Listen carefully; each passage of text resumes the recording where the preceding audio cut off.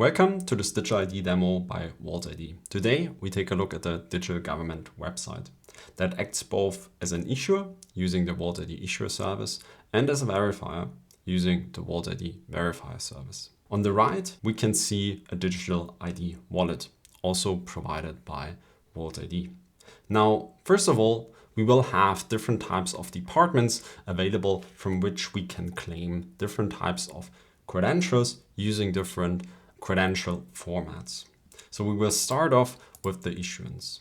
First, we will use the human resource credential issuer to issue ourselves an employee status credential. This credential uses a W3C verifiable credential standard. Now for the issuance flow, we will using an authorization code flow, meaning the user needs to log in to an identity provider before the user can claim the credential into the wallet. Now, also important to note, as we can see here, this is a trusted issuer. And in the background, we have a trust ecosystem that is also provided by the Vault ID product suite, where you can then basically register different types of credential issuers, credential verifiers, and these can then be validated against each other, ensuring a trusted ecosystem.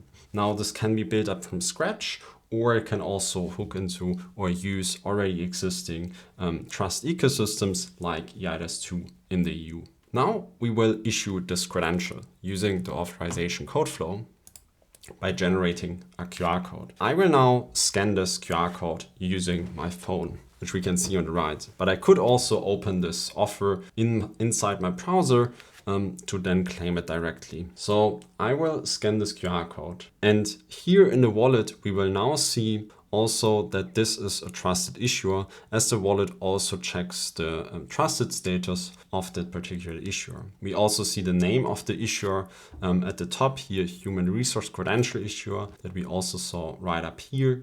Now this information is provided or directly coming from the issuer metadata that can also be configured via the Vault ID products. So I will now continue here with the authorization. So I will be redirected to an external IDP service, in this case here Keycloak, where I log in using my credentials.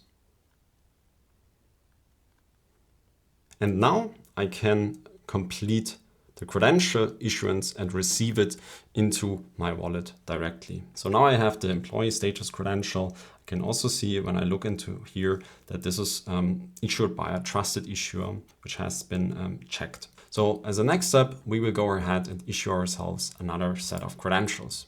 We will continue with the identity service issuer, issuing ourselves a photo ID. Now here we can see that this credential is based on the ISO standard. So we will go ahead and issue that. Now this time we don't use the authorization code flow, but the pre-auth code flow. Now here we have the option to also have a transaction code. So I will enable this here, and we will see in a minute after then I have scanned the offer using my phone again, that here in order to now claim this credential, I have to provide the transaction code. Now I will enter this information right here. Now this transaction code could be provided to the user via email, via SMS. So there are different various options available that then can be used to distribute that transaction code. And so here I will continue and receive the credential into my wallet. So now I also have this government photo ID issued into my wallet. Let's continue with the revenue authority issuer, where we now issue a tax registration credential. Now here we will be using an SD.VC credential format. And this time I don't use the transaction code and generate the offer directly as such. And so we can see also this flow where I simply scan the QR code and I don't need to provide any additional information and can simply claim the credential. Now we will do this now also for two other credentials. So here also claiming those.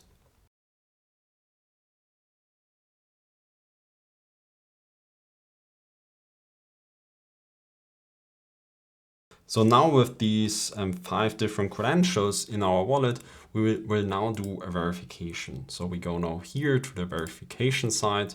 Now here we also have a verifier. So we can see here a government service verifier, which is a trusted verifier. And we use here the signed request. And then we will request all of the credentials we've now just issued into our wallet. Now, some of those credentials, like for example, the SD.VC credential, they have selectively disclosable fields, which means if I wouldn't request them here as a verifier, they wouldn't be shared by the wallet. But here I'm requesting all of these additional claims so that I can then receive them from the wallet.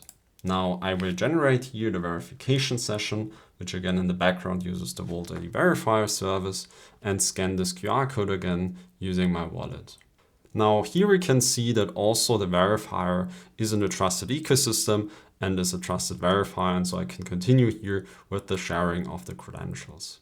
Now I see here the request of all the credentials that has been requested by the verifier, and so I will continue, select those, and share all of those credentials with the verifier service. Now on the government website, we can see that the results came in. We see that all of the different policies that have been applied to the different credentials, like for example, the signature policy, the Etsy trustless policy.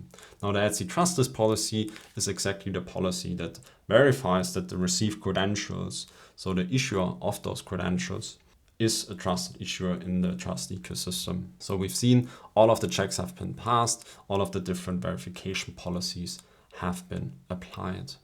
What we will now do is go back to our issuer, but this time we don't issue ourselves a credential from a trusted issuer, but from an untrusted issuer. And so here again, we have a photo ID. Let's generate that offer. And let's see how that looks like when we would now try to claim that information from the wallet. So first of all, we will get here an information in the wallet that this issuer is not inside of the trust ecosystem. Now we can still continue and get the credential into our wallet. Now we can use this credential we just received and try to present it to one of our trusted verifiers here by creating a verification session. I scan this again with my wallet. And here we can now see that the verifier is trusted. So we can continue here. I select a credential, which is from the untrusted issuer. We continue and we share the credential. Now on the verifier side, we can now see that the Etsy trustless policy didn't succeed because the issuer of that credential we just shared wasn't trusted. Now, when it comes to verification, also, if we have now an untrusted verifier and would now also request a credential from the untrusted verifier, we would see here in the wallet that this verifier isn't trusted. And so we can here in this instance decline to share that credential with the verifier. This was the Digital ID demo showcasing the issuance and the verification, as well as the trust model behind it using the Vault ID products. Thank you for watching and see you next time.